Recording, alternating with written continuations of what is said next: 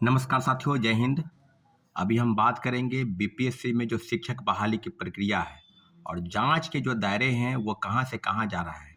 जैसा कि आपको पता है कि हजारीबाग के थाना क्षेत्रों से जो गिरफ्तारी हुई तीसरे फेज के बहाली में 275 लोगों को, सब लोगों को जेल भेज दिया गया।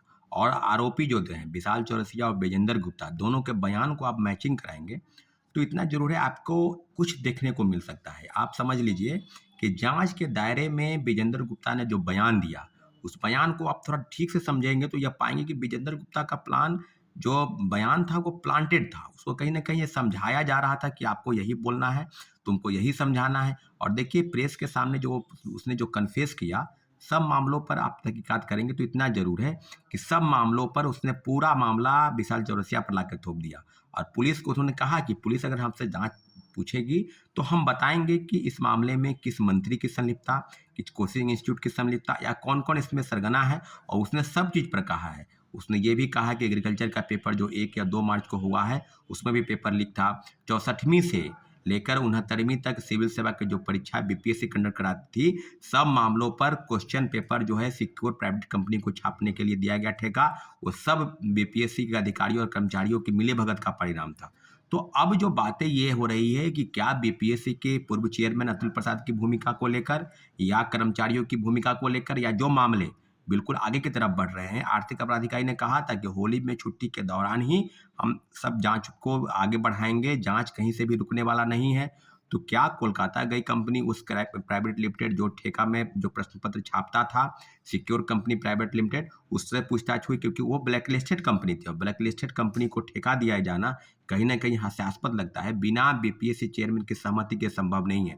मैं बार बार बोल रहा हूँ कि टीआरई 1 से लेकर टीआरई 2 तक जितने भी जांच है, जितने भी जांच का दायरा है, वो सप्लीमेंट्री रिजल्ट के नाम पर धोखा होना, उम्र नहीं बढ़ाया जाना, आपको भाषा की अर्हता के लिए जो क्वेश्चन पेपर है उसमें बदलाव लाना, पहले टीआरई 1 में शिक्षक बनने के लिए भाषा का जानकार होना, टीआरई 2 में जानकार नहीं होना, कई चीज़ें नियम के बीच में से खेल बदले गए, कई चीज़ के प्रावधान हटाए गए, लगातार ट्वीट हो रहा था। और ट्वीट भी ऐसा कि आप समझ नहीं पाइएगा, लगभग दार्शनिक की तरह ट्वीट हो रहा था। अब पूर्व चेयरमैन, आज उनको ट्वीट करने की ज़रूरत है कि क्या आपके रहते हुए टीआरई 1 से लेकर टीआरई 2 तक जो घपलेबाजी, जो सौदेबाजी हुआ, उसका जिम्मा कौन लेगा? अभी जिस प्रकार की बातें हो रही है, आर्थिक अपराध इकाई की जांच कहाँ पर चल रही है, क्या हो रहा है, क्योंकि कहीं न कहीं इसमें बड़े लोगों की बिना भूमिका के इस तरह का खेल नहीं हो सकता है। आपको याद होगा इसके पहले 67वीं पेपर लीक, हम लोग लगातार बात करें तो उसमें रंजीत रजक का भी नाम आया था, जो डीएसपी पद पर। उसने अपने परिवार के 4 लोगों को सिविल सेवा की परीक्षा पास कराई बीपीएससी, और उसके बाद उसने कई चीज़ें, कई अफूज संपत्ति बनाई, उसकी गिरफ्तारी हुई। वो कोर्ट में जाने के बाद उसको तुरंत थोड़े दिन के बाद बेल मिल गया। तो यह पुलिस के कारनामे भी काफ़ी अचंभित हैं। वो कोर्ट में जो डायरी पेश करते हैं उसमें लेट लतीफ़ी लगाता है, उसमें जो लिखता है उसमें भी कमी देता है ताकि उसको बेल आसानी से मिल सके। रंजीत, आईएएस रंजीत का नाम आ रहा था, उसको भी छोड़ दिया गया, उस पर भी जाँच काफ़ी आगे तक नहीं बढ़ी, वो भी गुजरात चले गए। सब मामले पर आप देखेंगे तो कहीं न कहीं कई लोगों की संलिप्तता और भूमिका की जाँच होनी चाहिए थी, परंतु हुआ कुछ नहीं। कई लोगों की गिरफ्तारी हुई, उसी के साथ ही कृष्णमोहन सिंह के साथ उसकी बातचीत जो है वो लगभग 18-19 बार बातचीत हुई। परीक्षा के 2 दिन पहले, परीक्षा के दिन भी।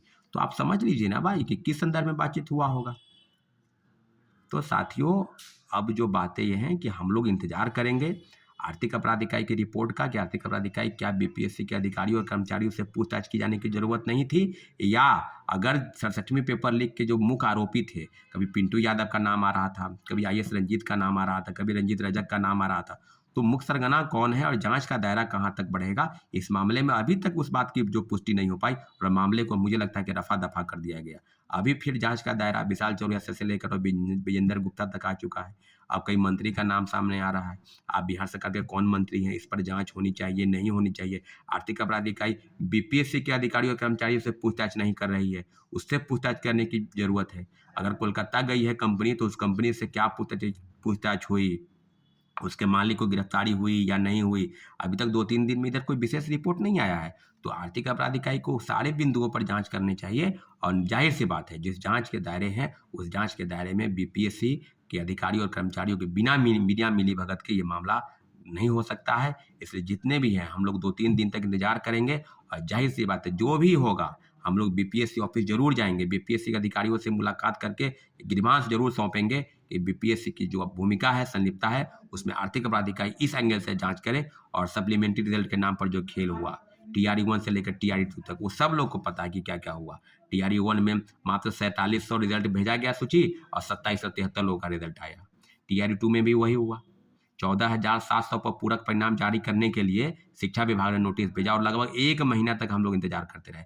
कितने आंदोलन हुए, गर्दनी बाग से लेकर बीपीएससी ऑफिस, गांधी मैदान से लेकर शिक्षा विभाग, कहाँ-कहाँ नहीं गया, कौन मंत्री विधायक के पास नहीं गया कि पूरक परिणाम जारी होने चाहिए। आज भी यह मामला है कि पूरक परिणाम पहले एनडीए की सरकार को जारी करना चाहिए। पहले महागठबंधन की सरकार इसमें लेट लतीफी की, मामला को रफा-दफा करने का प्रयास किया और तीसरे फेज की बहाली जो अगस्त में निकलने वाली थी उसको मार्च महीने में ला दिए। तो अब लगातार आप देख रहे हैं कि दूध का दूध और पानी का पानी हो गया कि TRE 1 से लेकर TRE 2 तक जो बड़े पैमाने पर फर्जीवाड़ा हुआ। आर्थिक अपराध इकाई से विनम्र आग्रह है कि सारे जांच के बिंदु बीपीएससी के अंदर जाइए और बीपीएससी के पूर्व चेयरमैन अतुल प्रसाद की भूमिका की निश्चित रूप से जांच होनी चाहिए। कुछ पत्रकार बंधु हैं जो उनको क्रेडिट लेते थे, माला पहनाते थे। कुछ छात्र नेता की भी भूमिका है जो उनको शाबाशी देते थे कि अतुल प्रसाद जी सबसे ईमानदार और कर्तव्यनिष्ठ ऑफिसर है। तो सारी चीजें तो बिल्कुल सामने हो गई ना स्पष्ट रूप से।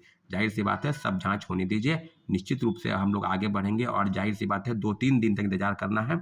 उसके बाद हम लोग निश्चित रूप से बीपीएससी का घेराव करेंगे। जिस तरह की चीजें आर्थिक अपराध इकाई जांच नहीं करना चाहती है, हम लोग जांच करने पर विवश कर देंगे और दूध का दूध और पानी का पानी होकर रहेगा। अंतिम से आप विनम्र आग्रह करते हैं कि छात्र अभ्यर्थी की आवाज को बुलंद बनाइए, हमारा साथ दीजिए, हम आगे बढ़ेंगे निश्चित रूप से साथियों। धन्यवाद, जय हिंद।